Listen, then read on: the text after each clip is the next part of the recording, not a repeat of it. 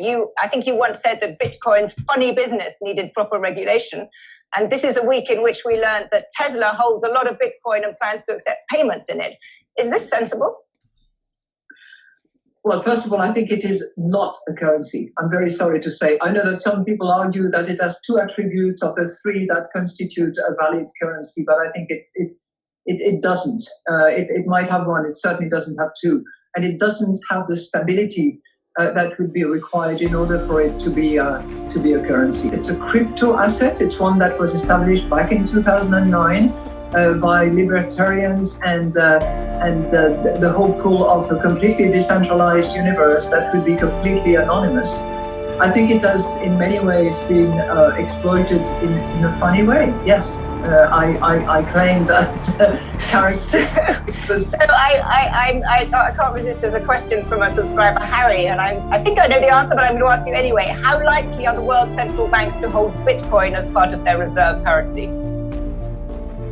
Very unlikely. I think I would say it's out of the question, actually. You want to take one? Go for it. The first one's for you. IMF. Do you see IMF holding crypto assets in the future? I did not put that up there. Remember, I'm from the legal department. I'm supposed to be very conservative about these things.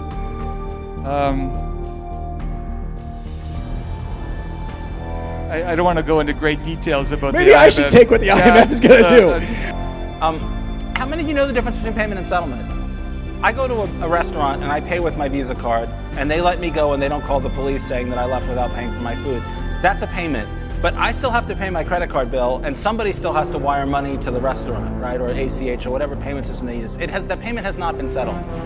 These systems date back from the old days when people had giant wheels of magnetic tape, and the tape was like on the bank's transaction computer during the day, and someone would physically carry it over to the settlement computer that talked to the other banks at night. And there was no way to settle during the day because the tape had to be on the computer that was handling the bank's transactions. It had to go to the settlement computer when it was done.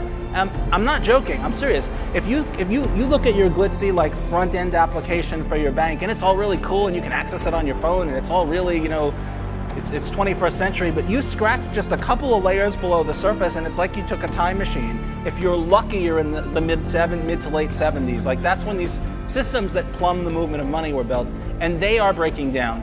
Even if blockchain completely fails, even if all cryptocurrencies are a bust, the payment world is going to change because it's terrible.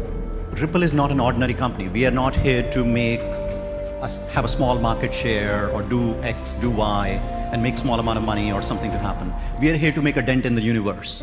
Either we will change the remittance universe, the way you understand, the way value gets transferred across the world, between people, between institutions, or we will just fade away. So it's almost 0 or 1, and 6 years ago, we were born with the mission of moving money like information moves today, right? And we are making it possible working with the existing ecosystem. Just cross-border remittances is $155 trillion problem.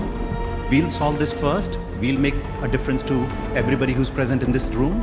And once we have made the difference, then only we will look at something else. So we are like Google is for search, Ripple is for remittances. And that's what we're going to do. We're going to do it right, and we will not rest till we earn your respect and your business. The state of affairs throughout the world is such that we're going to need a solution like an XRP for liquidity purposes. Where does the price go? It's easy to project that it's a double-digit number. There is actually a deal to be done among the central banks and governments to basically have XRP work as the world's bridge currency, a neutral asset that can be traded between the central banks to move a specific type of fiat to another type of fiat. If that's what occurs, it's back to what we were discussing earlier. It's got to cover kind of all the money. And I think you're looking at a range that XRP would settle on agreements. So this would happen instantaneously, somewhere between $10,000 and $35,000 a coin. And our lives will be